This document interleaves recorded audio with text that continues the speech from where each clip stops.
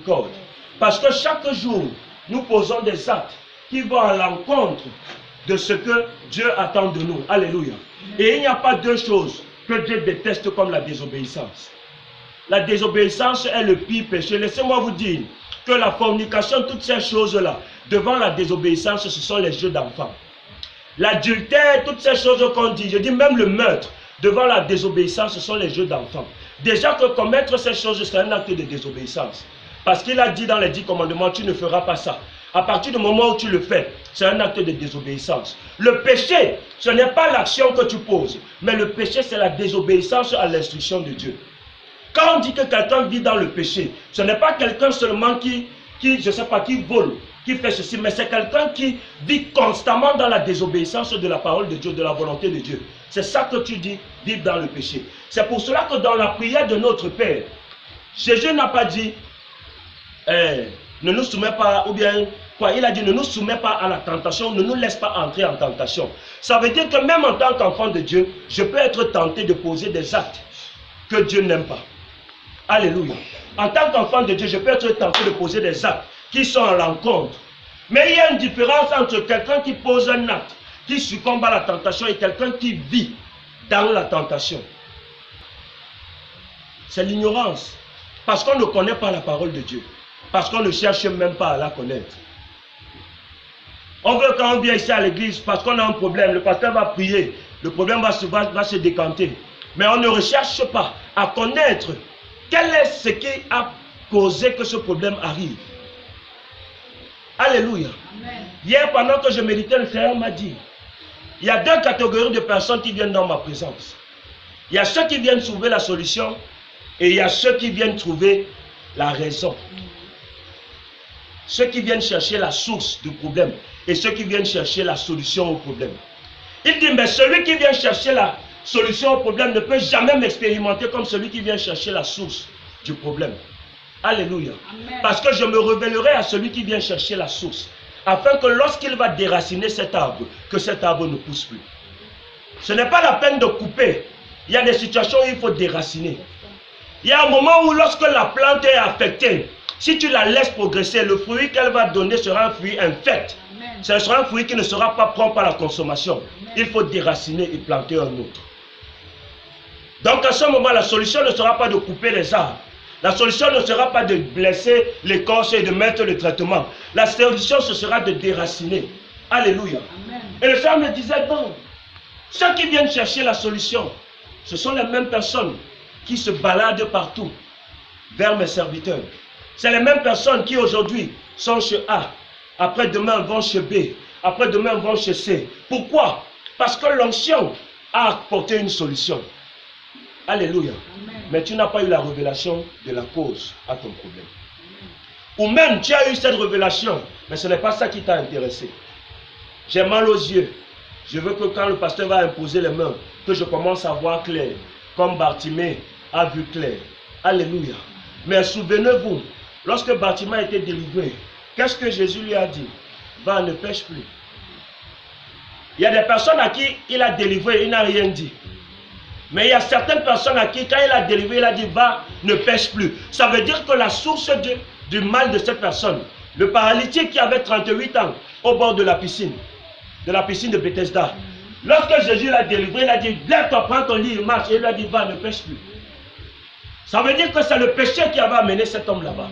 Ça veut dire que le fait qu'il soit là, le fait qu'il ait été paralytique, peut-être qu'il allait suivre la femme de quelqu'un qui avait fait ses remèdes. Que si un autre homme couche avec ma femme, il croit beaucoup. Alléluia. Là, ne n'est pas sûr que les gens calent ici. Quelqu'un va faire sa chose, le jour où tu touches son mari ou bien tu touches sa femme, tu cales jusqu'à ce que la personne là vienne. Alléluia. Donc, la désobéissance, c'est le péché qui avait entraîné cet homme dans cette maladie. Pendant 38 ans, il a été paralysé. Lui croyait que la solution pour lui, c'était d'entrer dans la piscine. Mais Jésus lui a révélé que ce n'est pas le problème d'entrer dans la piscine. Et c'est parce qu'il n'avait jamais cherché la cause de sa maladie qu'il est resté là 38 ans. Alléluia. Amen. Il n'avait jamais cherché la cause de sa maladie. C'est pour cela qu'à chaque fois, quand l'ange venait, il ne pouvait pas entrer. Parce que Jésus ne voulait pas seulement apporter une solution. Jésus voulait lui révéler la source de sa maladie. Alléluia. Parfois, les choses que nous demandons à Dieu prennent du temps. Parce que nous ne voulons pas souvent chercher la source. Nous ne cherchons pas souvent à savoir quelle est la cause. Pourquoi est-ce que je ne me marie pas? Pourquoi est-ce que les hommes viennent, ils ne restent pas? Pourquoi est-ce que les femmes viennent, elles ne restent pas? Tout à part, c'est que oh, je suis célibataire. Oh, quand un homme vient, il part. Oh, vraiment, il faut que je parte à l'église. Il faut que je parte me laver au village. Il faut que j'aille voir Mbombo. Il faut que j'aille voir mon père. Il faut que j'aille voir le prophète. Il faut que j'aille voir ceci. La raison pour laquelle tu veux aller voir toutes ces personnes, c'est de savoir la cause ou bien c'est seulement qu'on enlève le mal. Si la cause, c'est ta mauvaise bouche, que quand un homme vient, il dit, ah, toi tu as fait Z, tu as pris 1, 2, 3, 4, 5, comme sur la doise. Quand Jean va venir, ça va le faire fuir. Pierre viendra, ça va le faire fuir. Simon viendra, ça va le faire fuir. Ton problème, ce n'est pas le démon. Ton problème, ce n'est pas le mari spirituel. Ton problème, c'est la malbouche. Alléluia. Toi, un homme, si tu es chiche, avec une fille que tu ne peux pas lui donner même 500 pour compléter ses mèches, tu ne peux pas lui donner même 100 francs pour acheter le vernis là à la friperie. Même une petite babouille de 500 le jour de son anniversaire, tu ne peux pas acheter. Tu es là, je t'aime, je t'aime, je t'aime. Tu ne peux pas être exposé à un problème, tu ne peux même pas faire un effort. Jeanne est venue, elle est partie. Marie-Madeleine est venue, elle est partie. Agnès est venue, elle est partie. Tant que tu ne comprends pas que c'est parce que tu es chiche que les femmes là ne restent pas. Ce n'est pas le démon, ce n'est pas le mauvais esprit. Le jour où tu vas apprendre à donner, la prochaine qui viendra va rester. Alléluia. Nos problèmes, ce n'est pas toujours ce que nous on pense. Parfois, on donne plus de place à Satan qu'il n'en a. Alors que parfois, il n'est pas... Comme lui aussi, c'est sa publicité qu'on fait. Il accepte. Qui refuse la publicité gratuite? Tu as ta part de maux de tête là-bas parce que tu travailles, tu ne te reposes pas. Tu travailles, tu ne te reposes pas. Un jour, quand ton corps lâche, tu tombes, tu dis que c'est l'attaque. Non, c'est la flèche. Ma collègue même m'a regardé un genre l'autre jour. Son regard là, c'est sûr que la fille a fait quelque chose. Parce que après le regard là même, elle m'a donné l'eau. Depuis que j'ai bu l'eau là, je me sens un genre. Ça n'a rien à voir avec ta collègue. Ça fait 2 mois que tu travailles, tu ne t'es pas reposé. Le corps veut se reposer. Alléluia. Ce n'est pas tout qui est du diable. Tu peux être stérile que ce n'est pas Satan. C'est une maladie. Mais tu ne connais pas. Nous sommes pauvres, on ne part pas à l'hôpital. Alléluia. Tu peux être malade. Dieu n'a pas dit qu'on ne sera jamais malade. La Bible dit dans le psaume 36 ou quoi, que le malheur atteindra parfois le juste, mais l'Éternel le délivrera toujours. Ça veut dire que oui, tu peux être malade, tu peux être enfant de Dieu, tu es malade. Tu peux être enfant de Dieu, tu es pauvre, tu es attaqué. Tu peux être enfant de Dieu, les choses ne marchent pas. Tu peux être enfant de Dieu, tu fais face à un certain nombre de choses. Le malheur atteindra parfois le juste, mais l'Éternel l'en délivrera toujours. Tant que tu vis sur cette terre, tu n'auras pas une vie plate, rose, jamais. Pire encore, si tu as dit que c'est Jésus-Christ que tu suis, ta vie sera pleine de troubles et de persécutions. C'est la raison pour laquelle Jésus a dit, celui qui veut me suivre, qu'il porte sa croix et qu'il me suive.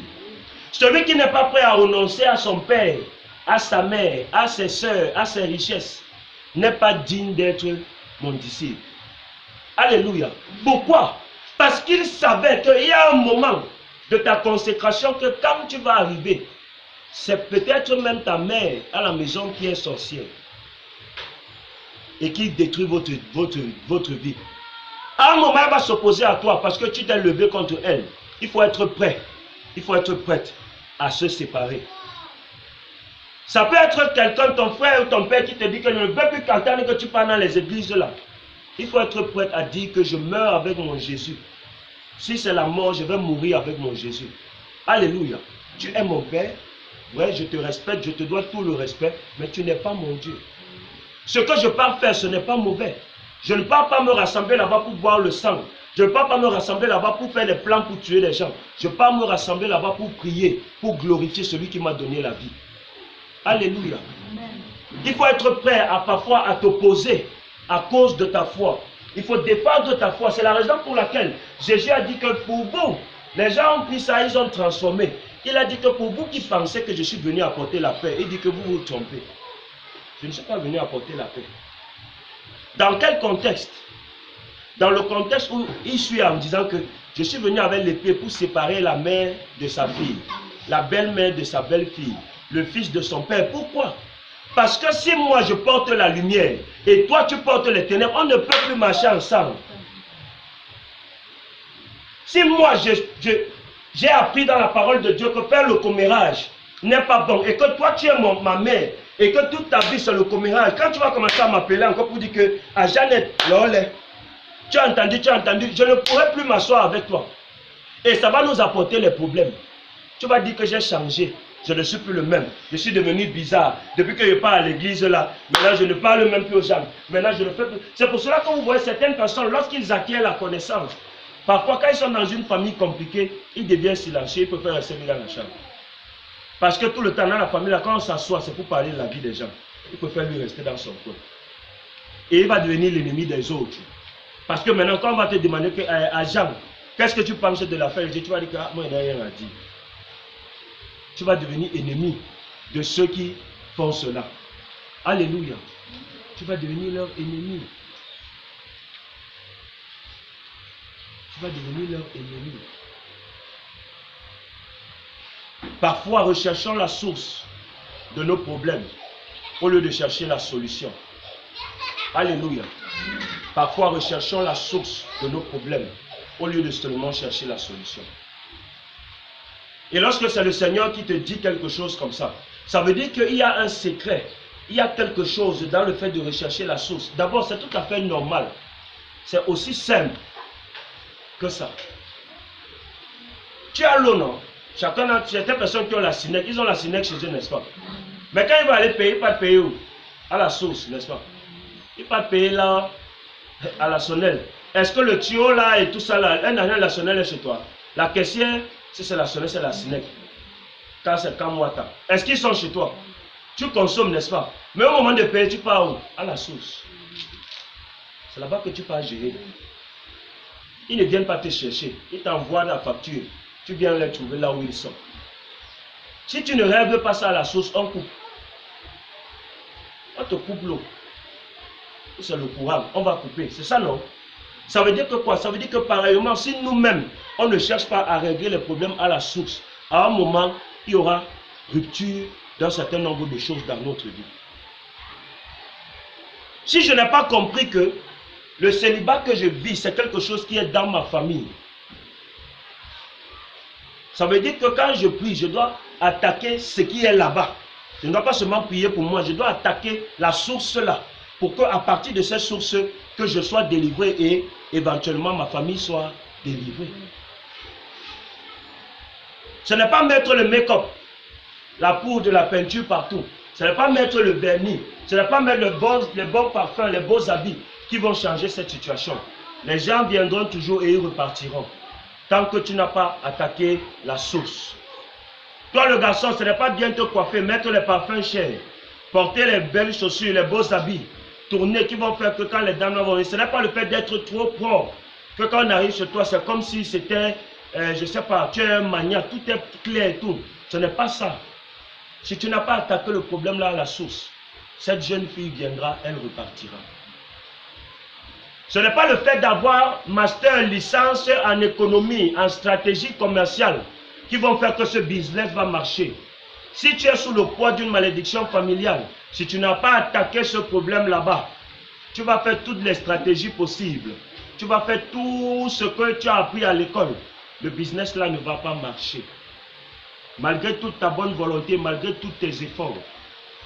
Alléluia. Cherchons la source et attaquons-nous à la source. Alléluia.